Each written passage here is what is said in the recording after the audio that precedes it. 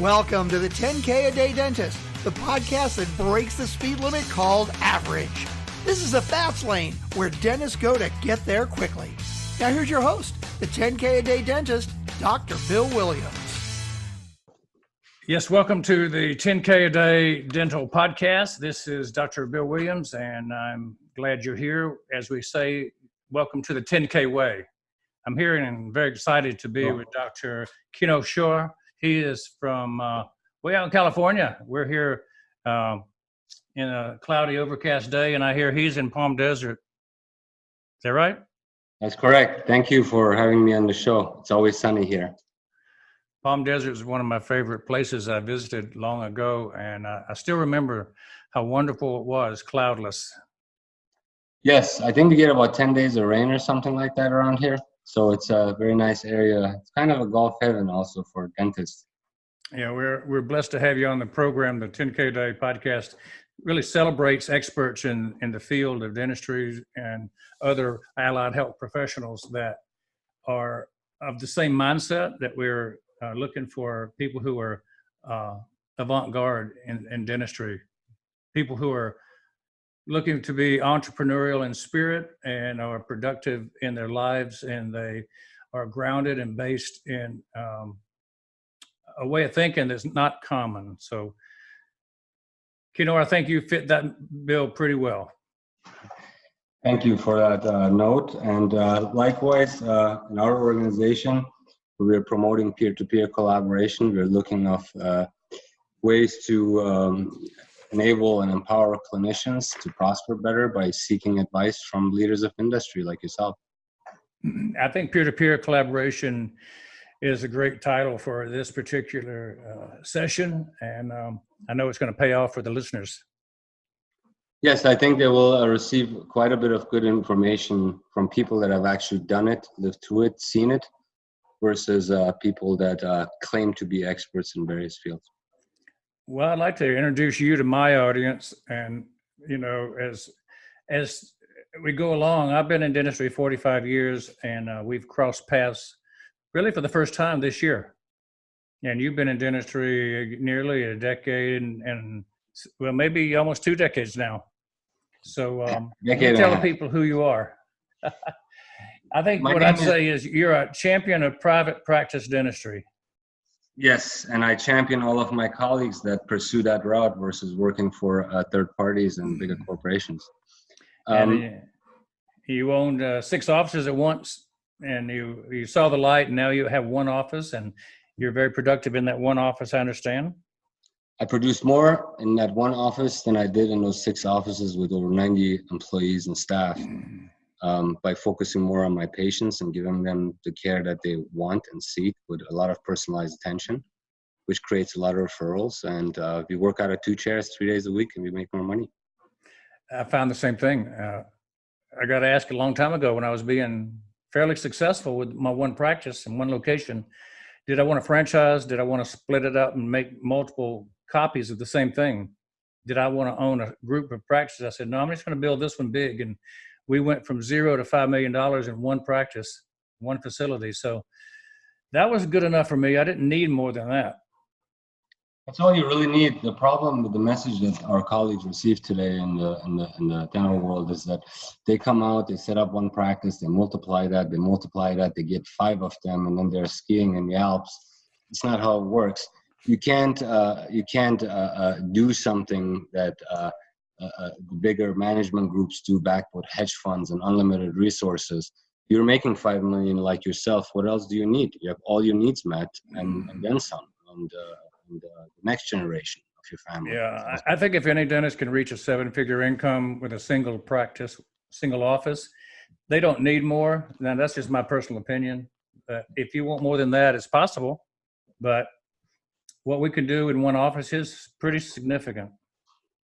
Yes, and it's creating a lot of problems for our profession, where that patient-doctor relationship that we once learned in dental school is being eroded away as now a marketing function by the competition. So my goal and goal of our enterprises, the global summits that we do and the world's top 100, is to maximize peer collaboration and information exchange so we can empower these younger generation doctors of what is actually achievable. And you're a protege of that, so I have a lot of questions for you today. Yeah, I'll be super glad to answer any questions that come up to you.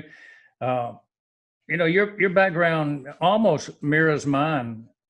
You came into the business of dentistry a generation after me, but you went through a lot of the MISH program, for instance. I was in the MISH program in 1989. Went through the first AAID Maxi course. Yeah, Carl was quite a guy.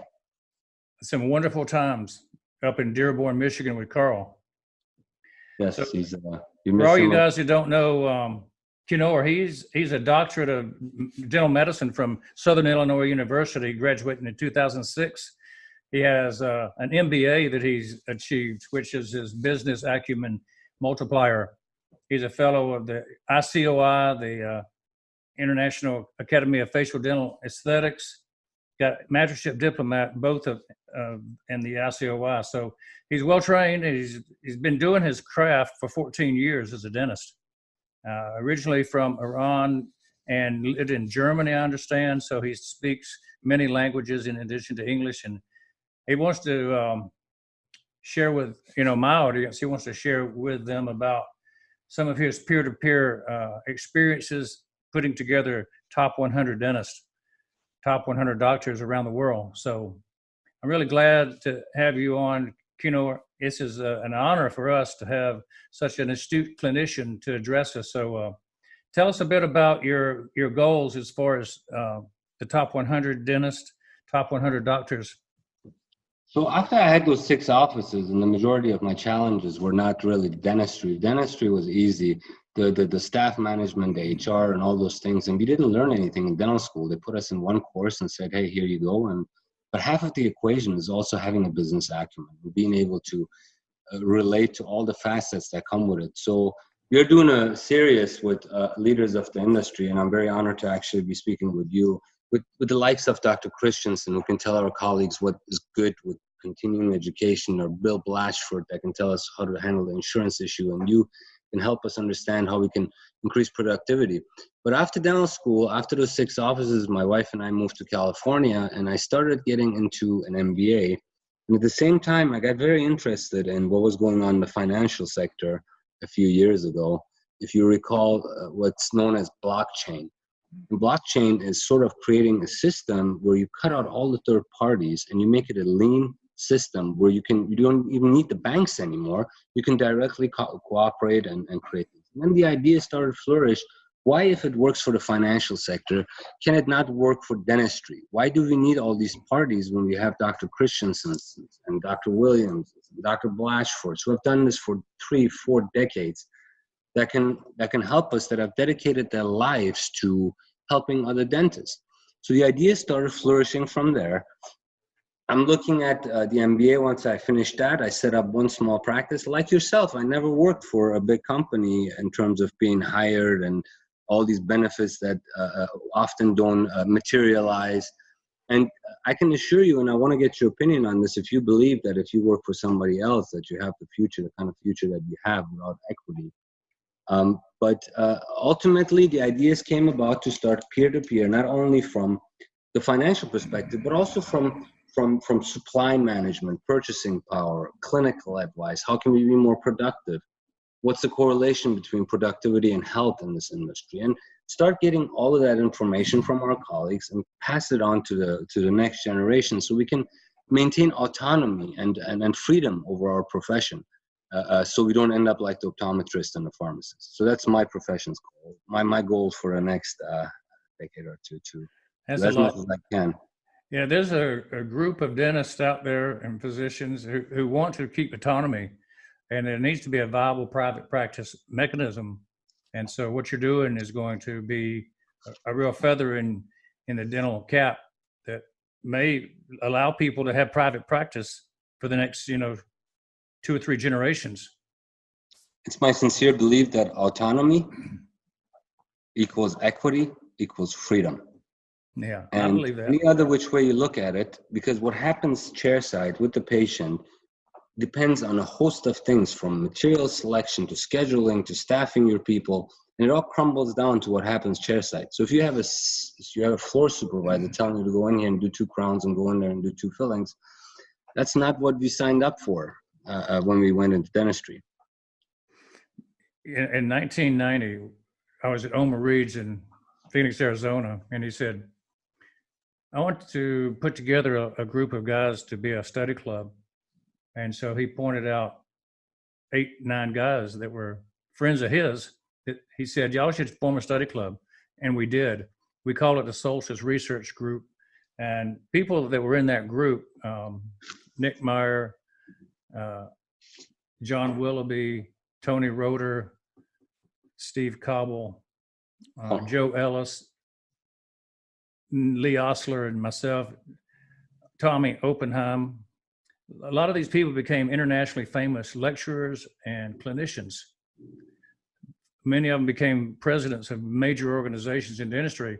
And what we were studying was the initial examination of patients and how to do the one-on-one examination, face-to-face, eye-to-eye, knee-to-knee, away from the clinical setting and do the interview. And we were breaking it down, and it became what we call the new patient experience, which I've been teaching for 30 years now. And the new patient experience, getting to the patient before the hygienist gets them and actually understanding what they want, sharing with them who we are, and bonding with the patient. Those are the key elements that created for us the ability to be more successful overall, but to get better treatment plans understood by the patient so they could do a lot more dentistry. So our average patient needs about $17,000 worth of work if we look at every examination we do. So it turns the average patient into a very comprehensive patient when they understand their needs. I agree with you on that. And hygiene can also be very effective in establishing a rapport with the patient before you come in and point out, for example, what the difference between an implant and a bridge is and why an implant is better. And they listen to the hygienist sometimes a lot more than they listen to us. But you know, you're the preeminent authority on helping dentists to increase productivity in their offices. So I want to turn the tables around a little bit. Yeah, anytime. What can I tell you? Kind of understand what gave you all this motivation. You're a best-selling author, 10K a Dentist podcast, 5 million mastermind group. You founded the Solstice Dental Advisors. First of all, what has been your motivation now that you understand what my motivation is? I want to help dentists finish well. You know, I've gotten to the point where I should have finished already, but I'm in love with dentistry, so I'm not quitting yet. I'm still working, and I'll be 70 in a month or so. So my wish is to train dentists to finish well. I started out my career and began teaching dentists in 1981. So I was 5 years into practice before I started teaching dentists. But I kept doing it, and I never have stopped. My first love was occlusion, TMJ, head and neck pain. And so I set up a mini residency in our practice, much like the Extraction Academy for TMJ head and neck pain. We were LVI before LVI became known. We were teaching and had people all over the world coming into our practice learning TMJ. I was basically doing neuromuscular dentistry from 1979 on. And so we did that for a decade or so. And then I passed it on to other people, and I did other businesses around the world. And I had business in Russia before it was broken up, or right after it broke up, actually, and Kazakhstan and Greece, Costa Rica, and Colombia. And then I tried some things in Indonesia and Philippines. So, you know, I traveled the world trying to do things that were outside of dentistry, having fun. But I realized about 1999 that dentistry is the place that you'll make your most money. And so a lot of the dabbling I did didn't turn out very well in other businesses. So I came back and I focused on dentistry, and I started over at age 48. And I grew my practice $500,000 every year for 10 straight years. And the book that I wrote, Marketing the $1 Million Practice, really catalogs the marketing efforts and the mindset of how it is that you can build a $5 million practice in one location. And then a couple of years later, I started teaching dentists marketing and management, communication and leadership. And I want to sit down when I started my mastermind with one good lecture, one thing that would teach them that would really knock their socks off. And so I had to think about what lecture would that be. And it turned out, I said, I've been very productive on a consistent basis, averaging over $10,000 a day, every day for 15 years. And that number has risen over time to 16,000 a day. But right now, I would say that the 50 things I wrote down and put them in the book allow other dentists to get a foothold in being productive on a daily basis. And what I realized as I wrote the book was I can train other people in our mastermind to do the same thing, be $10,000 a day dentist with consistency. And so everybody that comes through our mastermind has their best month, their best year once they've come into the program.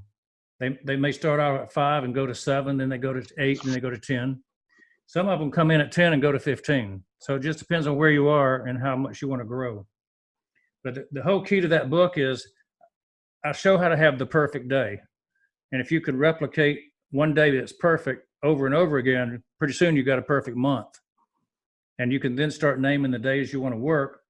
And you might work 2 or 3 days a week and make as much as most dentists make in a 5-6 day week. So that's kind of my program, and that's kind of the way I look at it. And I always want people to finish well by finishing on their own terms. They might want to work less days as they get older. They might want to bring in an associate or something. That's up to them. The key is you've got to have a system that's going to allow you to do that. Systems building is important. Everybody loves a 10K day. So I thought it was pretty clever, and it makes you feel good after you're done and you take your gloves off and you get in the car and head home. It was a good day. When I look at my day sheet every day, and if I hit my 10, which is my goal, I'm a happy guy, and I show it to my wife and go, we did good today. And when I bring home the $50,000 day sheet, they go, how'd you do that? They start asking questions then. So that's it's right, possible. but everybody knows the bills are going to be paid, and there'll be some extra to invest and to put into our retirement funds, right? Yeah. And also the staff are on the same wavelength. They're happy because they all help put that together. And they know that if we have a lot of 10K days and best months ever, I've had 3 of the best months I've had in the last 2 years. And I've been working 45 years.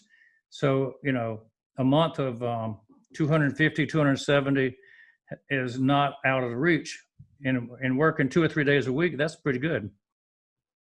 Very, very impressive. And everybody knows that they get awarded the more productive you are. So team building is also important. This brings up 2 points that you identify in your books and your teachings as the mindset. In your book and in your other venues, you talk about 50 ways you have identified to create highly successful offices. Right. Just sort of briefly touch up on that, kind of give us an idea. And there's also 5 different categories. You have broken it down into mindset, team, facility, marketing, capacity. Could you kind of elaborate on this a little bit for our audience? I'll be glad to. The key thing about understanding how to do something is kind of to compartmentalize it in your mind. And so out of the 50 things, I just kind of realized those things kind of go into a system of things that blend together well. And so when I looked at mindset, I grouped everything together that seems to be related to mindset, and then everything that related to team, everything that related to marketing, to facility, which is the hardest one to kind of put your hands around. But there are things related to the facility. It's like the number of rooms, the things that are on the walls as you walk down and do the tour, the type of room. Location, maybe? Location selection? What's that? Location selection, maybe? Oh, yeah. For practice? Yeah, facility location is a key one. If you're not in the right location with the right demographics, you're working uphill. You can be successful anywhere, urban, rural, suburban. It's a lot harder, though, if you're in the middle of 65 dentists on the same corner. Yes. If you're the only dentist in a county, then you don't have to work as hard to market. But it's possible. I've been consulting for decades, and the dentists that we treat, that we speak to, they're all over the country and they're in every state. So it can be done anywhere. I feel like mindset's where it starts, and I always put the emphasis on mindset shifts. We just had our mastermind open up for the 2020 year last weekend. So I'm just one day off of the mastermind being finished for the first session. And we had our mind shifts of the group, and it was an amazing event. We had people almost, not almost, they were crying over the mindset shift. If they understand that it's all possible, 2 or 3 guys were at 800,000 and they're going to go to 1.5 this year. Wow. One guy was at 350. He's going to go to 500. So we have all levels of dentists in the program. Guys that are from 83 years old, practicing still, down to some dentists that just been in practice for about 2 years. That's wonderful. So let me ask you, what do you say to, so I kind of got an idea on mindset team facility. Marketing will also have to do with your location. Obviously, if you're in a high sky building, you're going to have to put a lot of marketing out to get the patients up the stairs versus if you're in a retail setting where you have a lot of foot traffic and so forth. What do you say to a young guy coming out of school with $500,000 of debt that wants to start his or her own life and have their own destiny, but is very afraid to jump into it? I don't know many cases of dentists going bankrupt, to be honest with you. So it's a good industry. It's quite bulletproof for recession.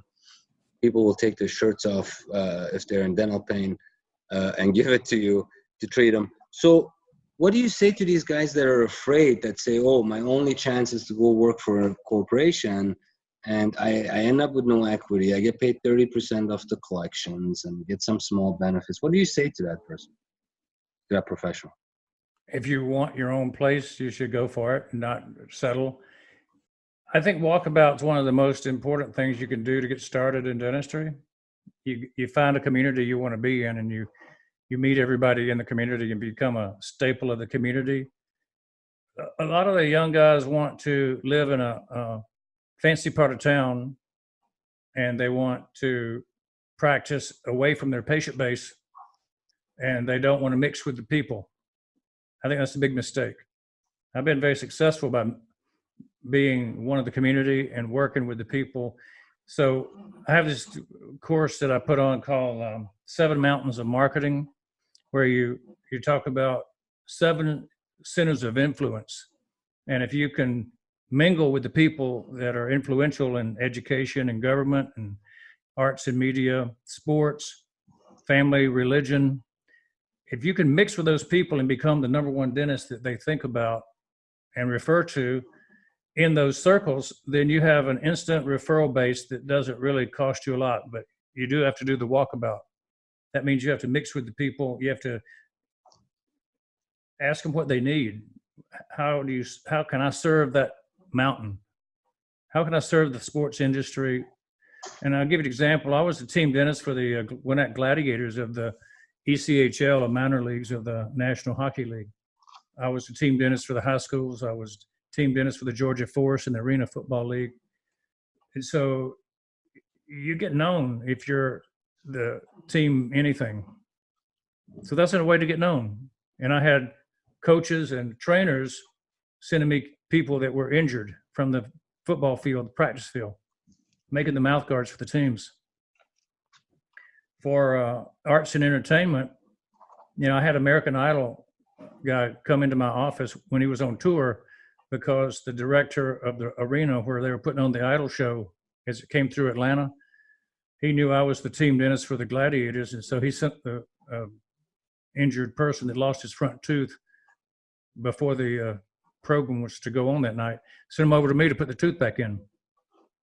This is a very, very important point that I also try to encourage colleagues. And I have the same thing. I have dentists, lawyers, accountants, celebrities walk in all the time from the office, from the hotels and other places we're involved in town.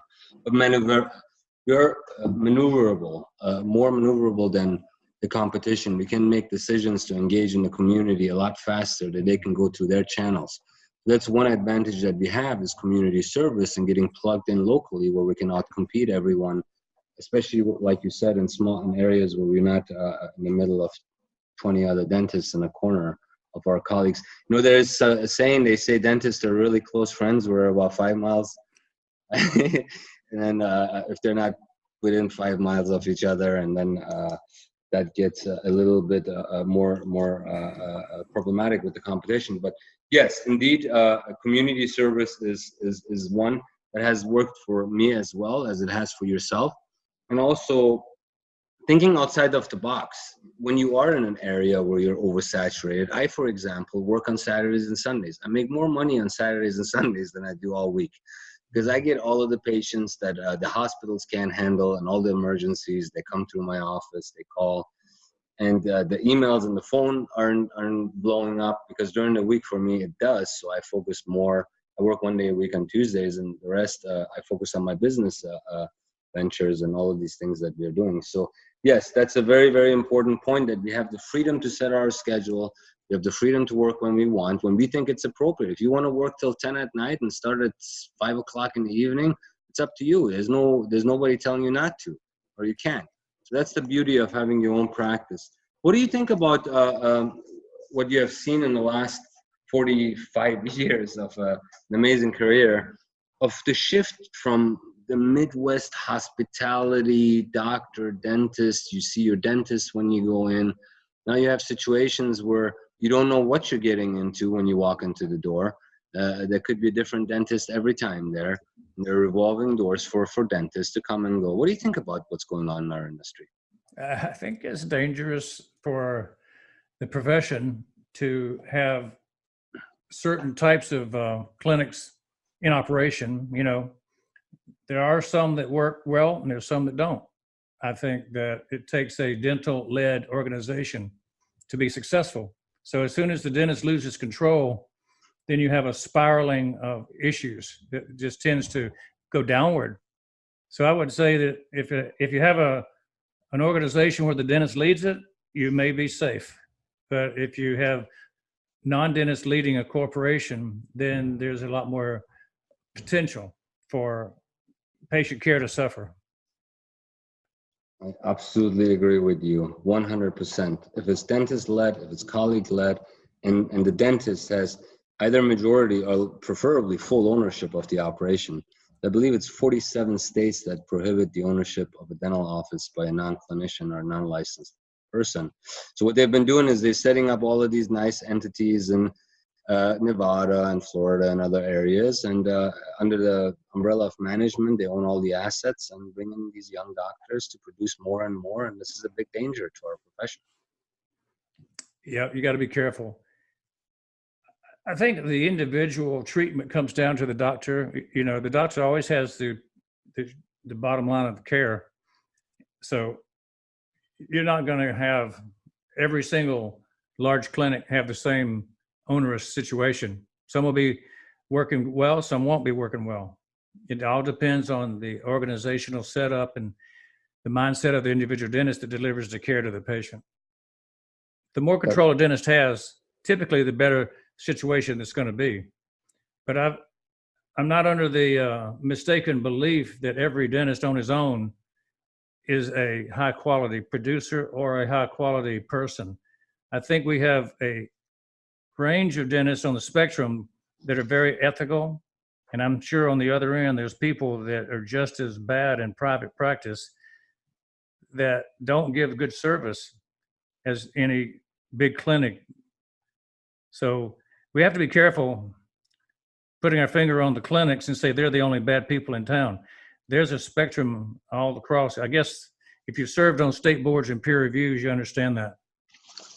Yeah, there's bad apples in every industry. But as a patient, if I knew that my dentist is not in control of the clinic, and some management company somewhere is setting the rules and how to charge me and what to do and what not to do. I would prefer to go to the dentist that I have a personal relationship with.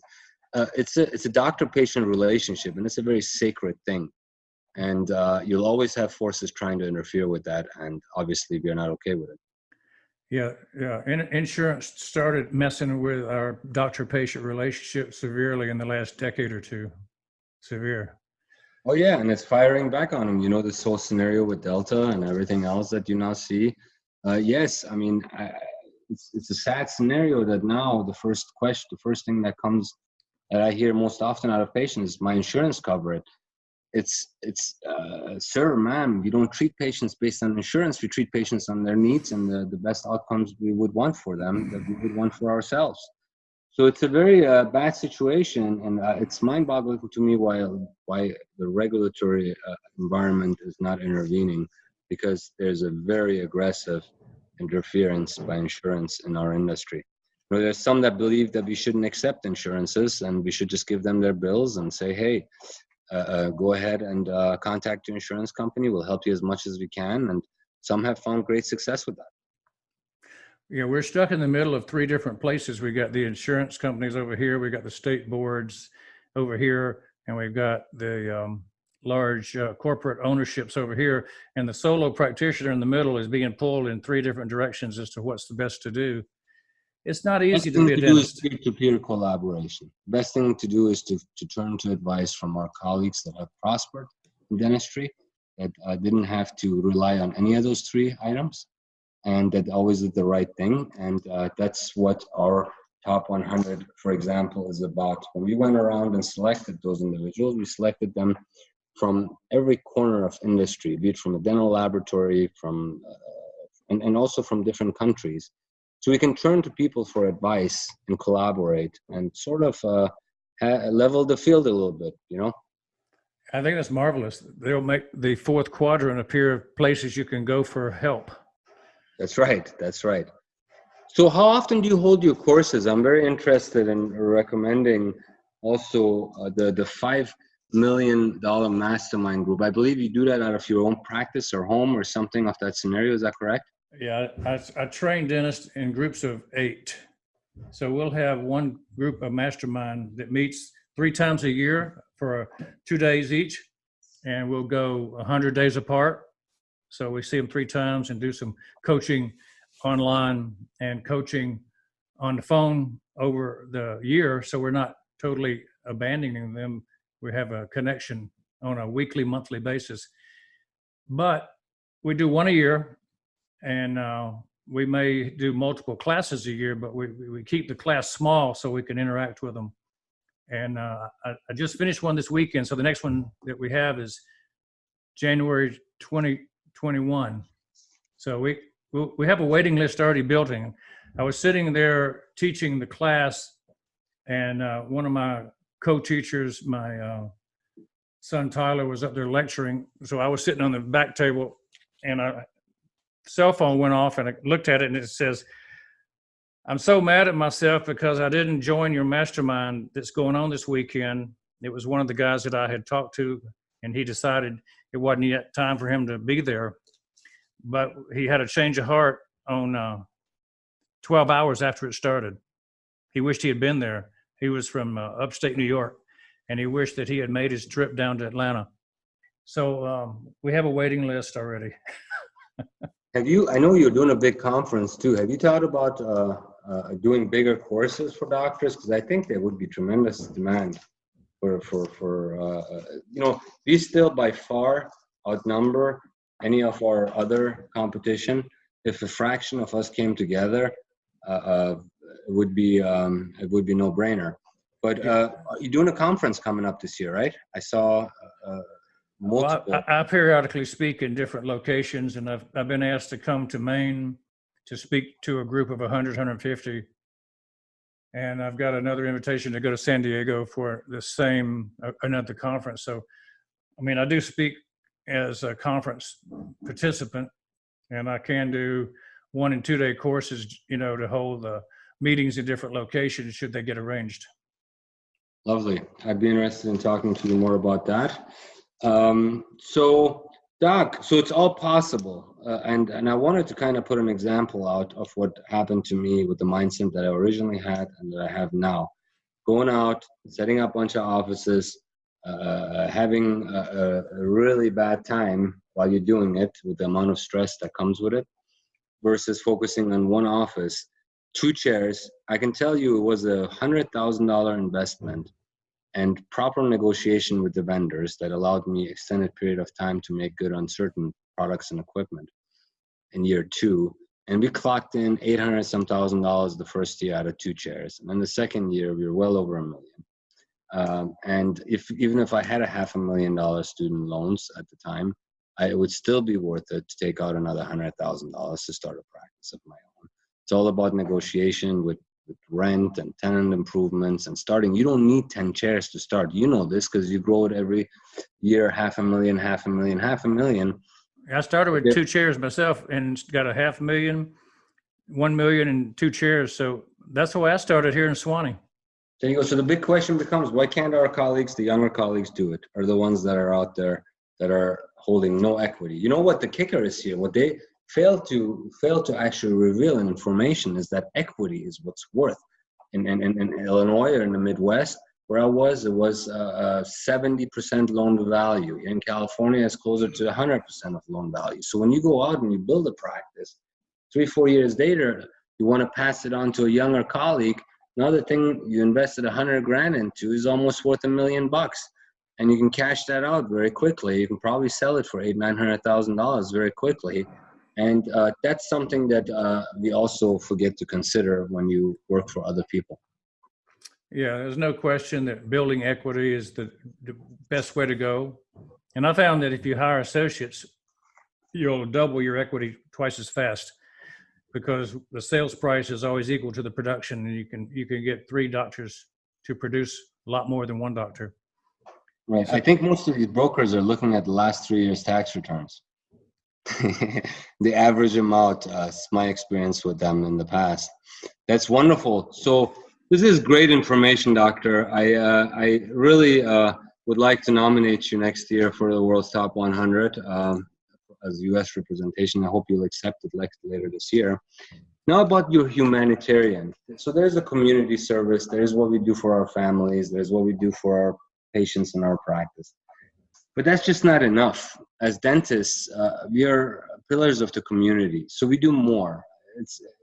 It's well known that dentists are innovators. It's well known that dentists have done a lot in human history. We have brilliant minds, the way we are trained and the way we encounter problem solving, starting with the DAT that you studied for and perceptual ability to today where you are with traveling to Kenya and doing mission trips all over the world. A lot of our colleagues that I know that I interact with do these things. Tell me, what gratification do you get out of it? Because money is just not everything. I really did enjoy my 10, 12 trips to Kenya over a decade, to Honduras, and most recently to Vietnam. I find that I thought I was going over to do a service, that I would be giving back because I had the ability that I could do things that they didn't have, and it was going to be a good feeling to give to them. And when I went over and I finished the first weekend, I already knew this was not exactly how it was going to be. I was overwhelmed after the first full week. We sat with the leaders of the village in Kenya around the campfire, and we started telling stories about what it meant to the people for us to come over there. And I got the feeling that they gave me more back than they were given by me. You know, I gave them free dental services, and we did all kind of good things. But I think the benefit I got was serving people gave me more internal reward than any external reward that I could have gotten by staying home and working. And so it was a spiritual balance that I achieved, that I was able to understand more of my purpose in life.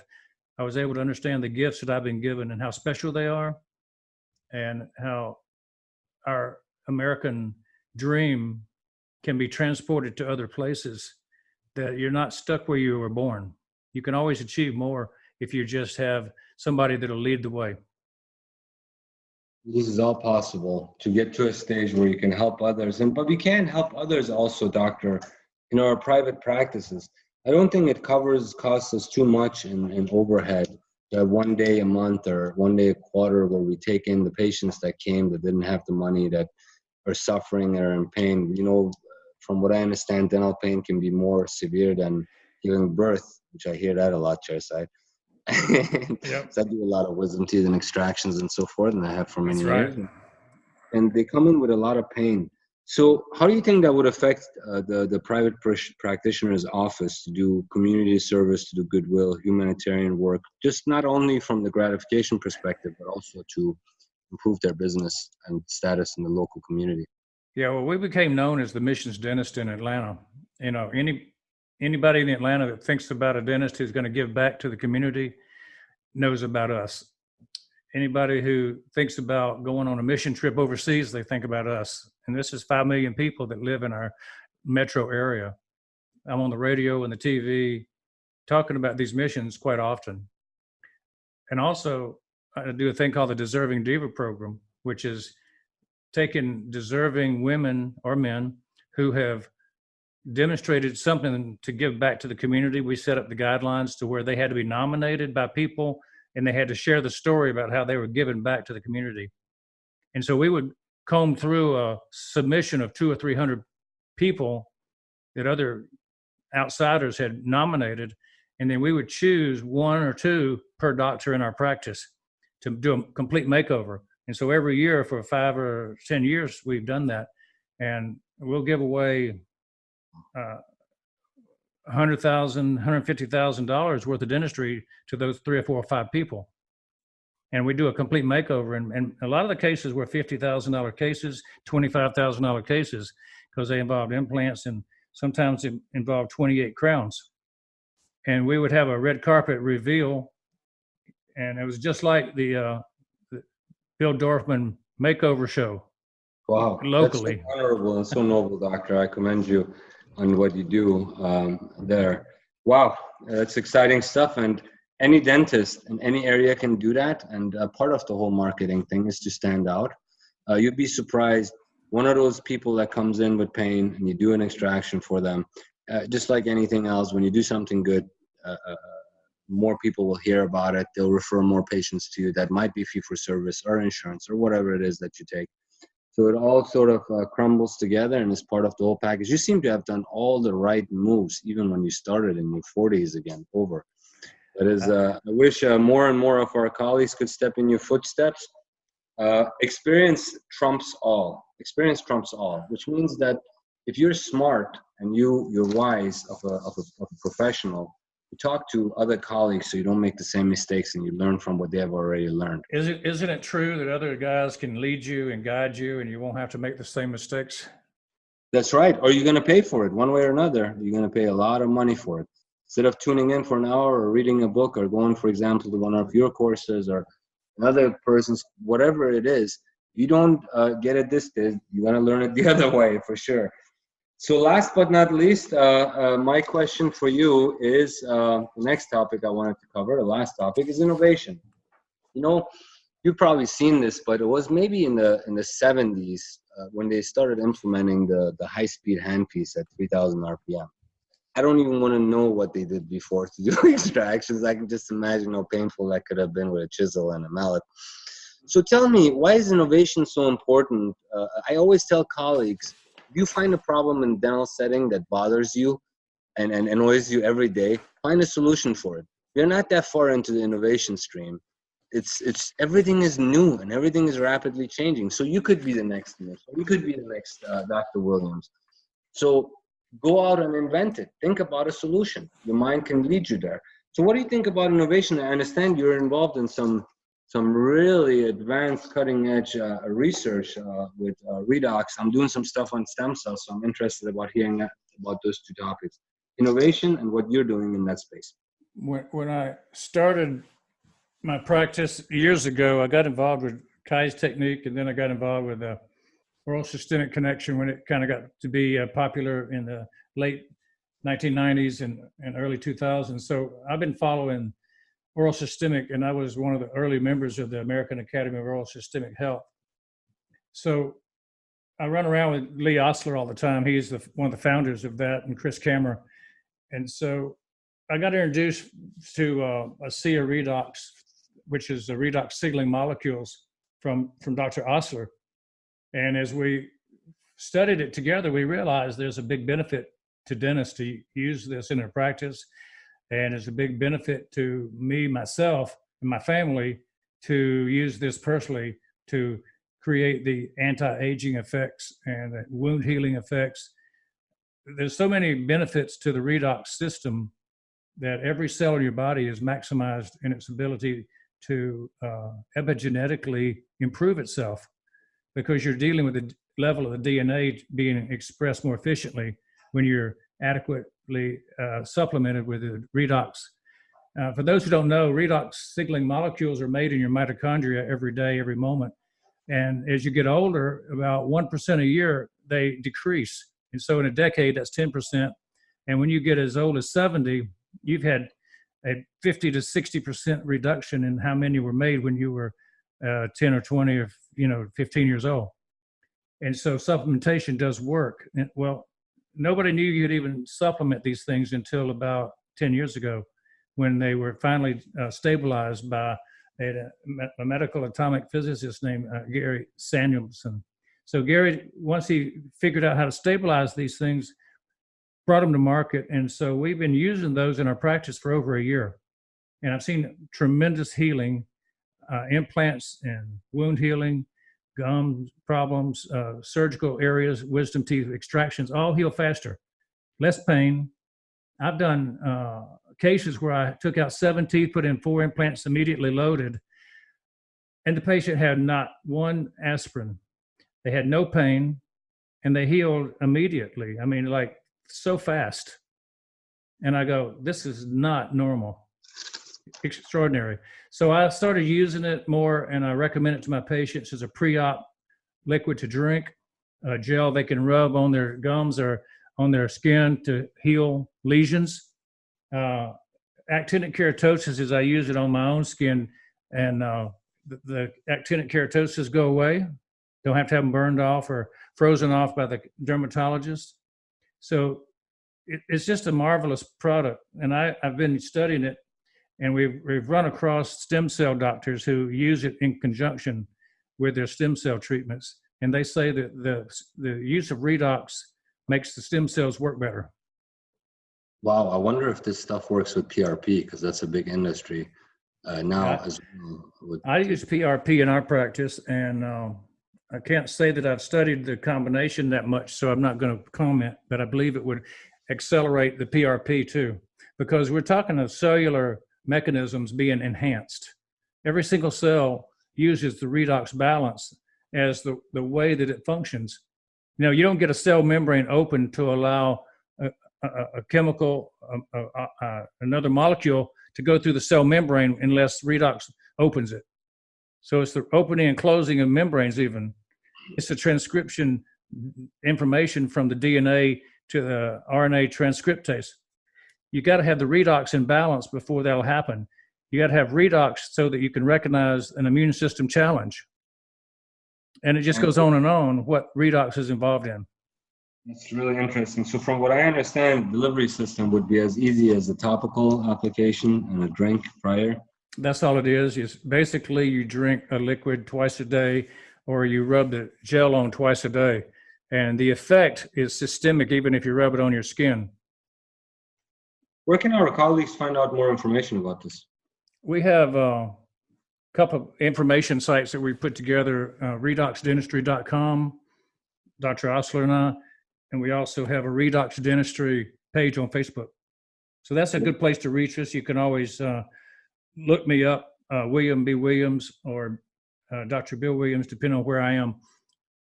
You can always look me up and send me a note, and I'll send you information. I have a lot of videos that describe this, and just, you know, anywhere from a cartoon that shows how it functions in the body all the way up to testimonials of patients who are healed of wild things, amazing things.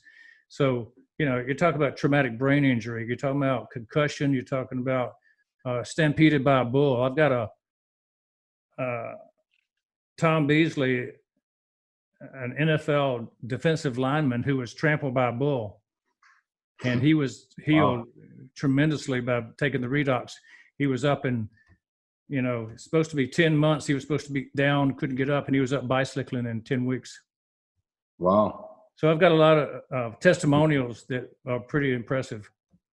Yes, I'm going to do some more research on this too, and get back to you on areas. I work with Dr. Arun Garg. He's a pioneer of some of the PRP stuff, and we are always looking at other areas such as stem cell research to see where there's collaboration called for. Last year at the Dental XP Symposium with Salama and all the good folks at the Goldstein Garber Salama group, they're my buddies here in Atlanta. I was sitting in the audience watching the implant whole shebang, and one lecture showed up that talked about glutathione deficiency and how oxidative stress is a big part of implant failure. Mm-hmm. Well, it just turns out that ASEA redox is the number one way to increase glutathione and reduce oxidative stress. You can increase your glutathione 500 to 800% just by drinking the liquid. Wow. Now, there's no other way to increase glutathione like that. You can get glutathione shots and it might go up 5 or 10%, but we're talking 500 to 800% when you're talking about drinking the liquid. And the shots cost thousands of dollars over a month or two, whereas the liquid costs just hundreds. So it's an amazing difference between what you can achieve with this supplement versus what the medical profession already has available. Knowing the dentist, our colleagues, we love evidence-based research. What stage are you guys at, and how much research has been allocated to this product? The product itself is 10 years old, and they've got about 5 or 10 studies that are actually using the product probably, that are all positive, all good, showing some very good results. Gene expression increases by 20 to 30%. Now, if you want real studies of real science, before this product was a product or studying the science of redox, there's 20,000 articles on PubMed right now. Wow. And they're done by medical groups on neurology, on obstetrics, on psychiatry. Have you noticed how much the medical partners of ours are more advanced in regenerative medicine than we are? Why is that? Well, we've been tooth carpenters focused for a long time, and the basic sciences just aren't as advanced. We've always been focused on repair, not regeneration. I foresee that regeneration is going to be a big part of dentistry in the future. That's my prediction. It'd be exciting. Years and all of that, all that comes with PRP, redox, stem cells, growth factors. Well, we could regenerate bone pretty well already now, but the regeneration of an organized tooth enamel structure is still beyond us. We can't, at this point that I've seen anyway, we can't regenerate a tooth from nothing. Well, there are claims coming out of China they can. I have a problem understanding how it would erupt into the mouth, because there's a very long process, the eruption process. So if you're gonna somehow implement the tooth and it grows into a tooth, how is it gonna be the right tooth, and how is it gonna be in the proper alignment? Well, that's why it's difficult. It's like we're not going to go through a maturation process of 6 years to grow a tooth. Yes, that's an issue. So they're trying some things, but I think we're far away from that. In our generations, we may or may not see the final product. But I think, like you said, we have already mastered bone regeneration and increasing vertical height and horizontal width and all those good things. But yeah, so the bottom message here is that you are in a beautiful profession at the right time in history.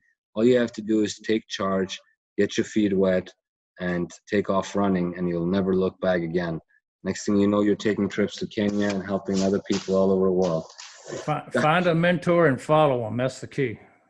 Follow a mentor. It's like if you hire a marketing person, they're just a vendor. If you hire a marketing partner, they become your partner. Someone you can turn to like your accountant and your lawyer that you regularly speak with. So partnership is very, very strong, important, and we do have to, as clinicians, turn to experts in the field to advance. Great messages, great information, Dr. Williams, all around. I think we hit about 7 major topics today related to continuing education, practice management, productivity, goodwill efforts, and on it goes. I really thank you for taking this podcast, and I look forward to working with you because I will be learning, and I've taken a lot of notes here myself to follow up on, and I really appreciate it. Good. I'm glad we could serve your audience as you were motivating our audience. So it's a synchronicity that we've got going, peer-to-peer. It's the way that we can all generate more business and more health and a lot more fun. Lean system, and we understand each other, even though there may be some lame dental jokes once in a while. we all understand each other. I always say dentists are usually like Marines. They can stick together and they listen to each other a lot more. They listen to salespeople. It's a lot of time when the salespeople are at the front desk, I'm hiding in the back, but if you're recommending a product to me, it's a whole different scenario for me. I want to look into and research and understand. Yeah, but this is appreciate your valuable time today. Yeah, this is new science, and this is new territory that nobody in dentistry has ever studied before. How it connects to the biological sciences. So I invite everybody to find out more about the ASEA Redox by contacting me, and I think the future for the next 10 years, I'll be spending more time talking about that than I will practice management. I think it's that big. Yes, and if you could kindly email me all of the links that I will post so our colleagues can go to them and readily find information. I have a few of them down from your practice and your Redox. You send me all of those, I will share that with my entire network over multiple social media platforms. Yeah, absolutely. In the same way, my audience will get all of your contacts for the 100 Doc and the Extraction Academy and all the things you're doing. We will cross-promote and cross-pollinate so that people know about each other. I appreciate that. Thank you so much for moving our industry forward, Dr. Williams. Take care. See you, Kianor. Yeah. Thanks for listening to the 10K a Day Dentist podcast. If you enjoyed the show today, please subscribe, rate, and recommend on iTunes and your other listening or viewing services. Dr. Williams asks that you like and share the podcast with a friend. And if you want more great information, visit 10kway.com and check out the show notes for more great resources. Thanks again for listening. And don't forget, get your free copy of Dr. Williams' #1 best-selling ebook, The $10,000 a Day Dentist, and other surprise bonuses at 10kway.com.